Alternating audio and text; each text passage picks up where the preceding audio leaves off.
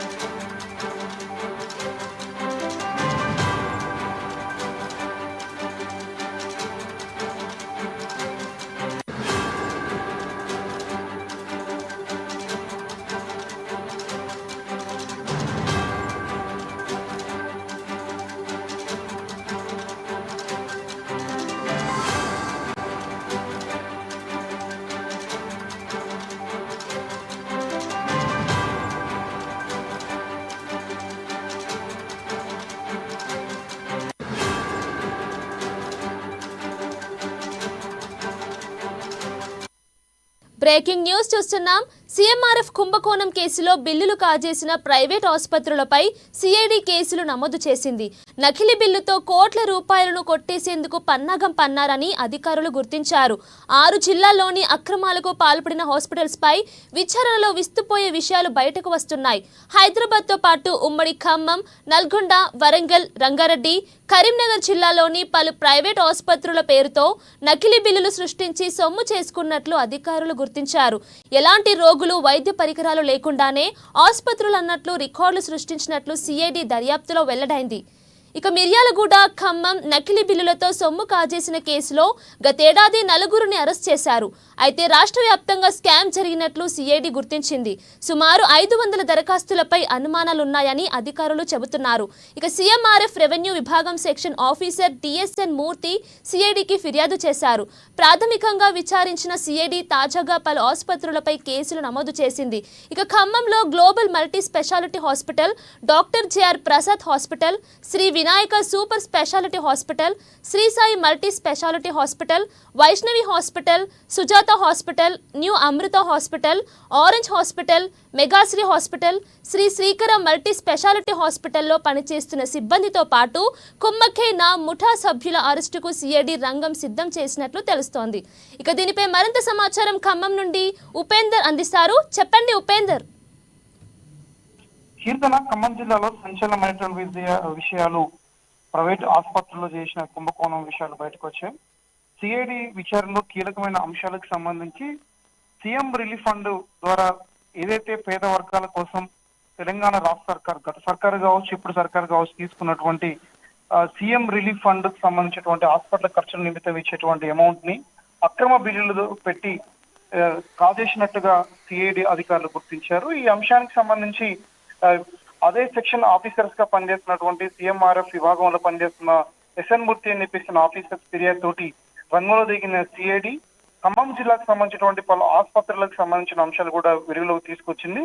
దాదాపు 8 ఆసుపత్రులలో ఈ రకమైనటువంటి దుశ్చర్యలకు పాల్పడ్డట్టుగా గత ఏప్రిల్ నెలలో సిఐడి అధికారులు విచారణ జరపగా అప్పుడున్నటువంటి ఎలక్షన్ ఒత్తిళ్ల మేరకు అది వాయిదా వేసి ప్రస్తుతం వాస్తవమైన విషయాన్ని కూడా వెలుగులో తీసుకొచ్చేందుకోసం కూడా సిఐడి అధికారులు కృషి చేశారు. దాంతో పాటు అంటే ప్రధానమైనటువంటి తెలంగాణ రాష్ట్రంలో ఉన్నటువంటి హైదరాబాద్, నల్లగొండ, వరంగల్, రంగారెడ్డి, కరీంనగర్ జిల్లాలతో పాటు ఖమ్మంకి సంబంధించినటువంటి జిల్లాలకు సంబంధించినటువంటి ప్రధానమైనటువంటి ఇటీవల కాలంలో కొత్తగా ఏర్పాటైనటువంటి హాస్పిటల్స్, ఉన్నత అధికారుల పర్యవేక్షణ లేనటువంటి హాస్పిటల్ ఏవైతే ఉన్నాయి ఇవన్నీ కూడా అధికారులతోటి, ఆ విభాగం చెందినటువంటి కొంతమంది వ్యక్తులతోటి కుమ్మక్కై ముఠాగా ఏర్పడి లక్షలాది రూపాయలు కాజేసినట్టుగా అధికారులు గుర్తించారు.